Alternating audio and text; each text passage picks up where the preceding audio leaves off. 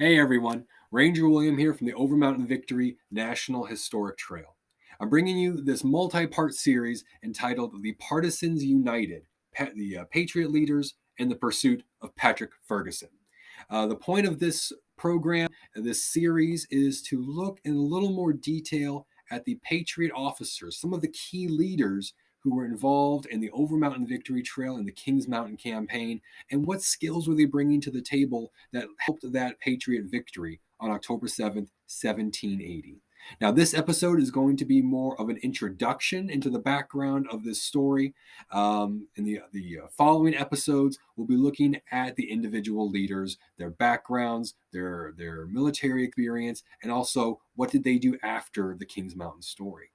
So when we're talking about this introduction, when we're talking about the Patriot Partisans United, the reason I chose that title is because that very accurately describes the military organization that these guys were coming from. When you see the Patriots gather together, this is going to be something that's kind of unique. This is a kind of force that the British may have not had a lot of experience with before because these aren't continentals. There's no Continental Army leadership here who is telling them what to do. There is no plan or orders from General Washington, General Gates from the Congress. There's nothing making these guys do this to join together other than they choose to. Each one of these officers, a colonel, I believe we might have a few majors in our series, but there's really not a lot telling them that they have to do this, that they have to cooperate, they have to let their men sometimes be led by somebody else. They don't have to relinquish their control, but they choose to. These guys understand that a small sacrifice of their independence now, at this point in late September 1780, can secure the independence of their nation down the road. No other time in the American Revolution do you see this many partisan leaders come together and share command like this.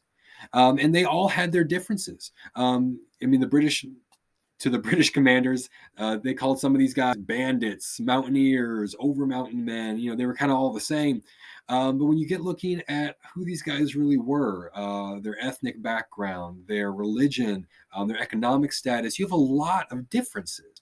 Now, in peacetime, looking at the 1760s or prior to the revolution in the 1770s, some of these guys were big community leaders. They maybe were even in competition with each other over who had the best river land, who had the best farm territory, making land deals. But they are now united by their struggle for independence. And thankfully, with that cooperation, they create an army unique from anything else seen in the American Revolution. So let's go to the next slide here and talk a little bit about where these guys, where are we talking about? Where is this? So here's a map of the Overmountain Victory National Historic Trail. Now that dark brown squiggle that you have going all the way across the map, kind of a Y shape, this is the 330-mile commemorative motor route that now retraces the trail used by these patriots in late September and early October of 1780. So up at the very top, you have the beginning of the western branch. This is going to be Southwest Virginia, Abingdon, Virginia, is going to be where this branch starts out, cutting down through East Tennessee before crossing over the Blue Ridge. And on the far right side of the screen, you have where the eastern branch begins at Elkin, North Carolina, following the Yadkin River before joining these two branches on the banks of the Catawba River and what's now Morganton, North Carolina. Now, from that point, the trail continues south, getting into South Carolina and the Battle of Kings Mountain. So this is what the map looks like today. You've got some highways on there, some cities, some state borders. But what did this map look like if it was 1780? When you're looking at all of the different counties and jurisdictions that these men were coming from, it has the potential to be a real rat's nest. You have the potential of any one of these county leaders, the colonels in their militia, to try to claim jurisdiction over the other colonels. That's going to be one of the big problems here is there is no general. You have numerous colonels, all the same rank. And if one of them wanted to, they could maybe try to claim command of this group. You have North Carolinians coming from 9 different counties, South Carolinians coming from at least 2 different districts, Virginians coming down from what is probably 2 different counties then. You also have Georgians being involved, being sent to help out. And this hodgepodge group is going to be traveling through, you can see here on the map, 8 different legal jurisdictions. So that's why it's such a surprise that this works. Every time a new group is going to be arriving, they're bringing their own leader. Every time they enter a new county, there's someone else that could try to claim control of this. But when these guys arrive at the head of their men, they are bringing their local wisdom, they're bringing their battlefield experience, they are bringing their local knowledge, and they are sharing this information. As they're traveling down this trail,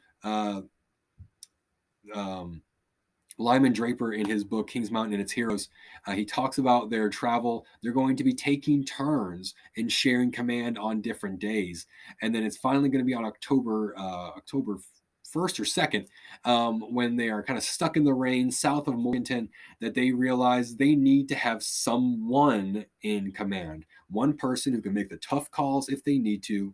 And Isaac Shelby proposes that William Campbell should be that man. He's come the farthest from Virginia. He's brought the most men, thanks to bringing about 200, and then his cousin Arthur Campbell sending 200 more to serve under him. So he's got the most guys. He's traveled the farthest, and he's not a North Carolinian. So by having someone who's kind of an outsider, by being a Virginian, but has also got these claims of the most guys, the furthest traveled, this will hopefully prevent any squabbling amongst the many North Carolinians who are going to be involved. And he does accept this command kind of begrudgingly. But one thing that Campbell does is he's going to lead them, but he still wants to have the council. He still wants these leaders to agree together and discuss their decisions and what they're going to be doing next. So as we continue down into our series here, we're going to take a turn looking at some of these big key leaders, the colonels, and a few of the majors that were involved in this campaign. So I hope you enjoy this. It's a little more of a detailed look, a little bit of background, biographical information, a little bit of what these guys did after the war, and later on as the war was winding up. We won't be focusing too much on how they were involved in the Kings Mountain story and the actual march down the trail. We'll save that for another program. This is going to be more of the bigger picture. But altogether, these guys, experienced, skilled partisan leaders, militia, frontier fighters, and together, they're the Partisans United. So I hope you enjoy.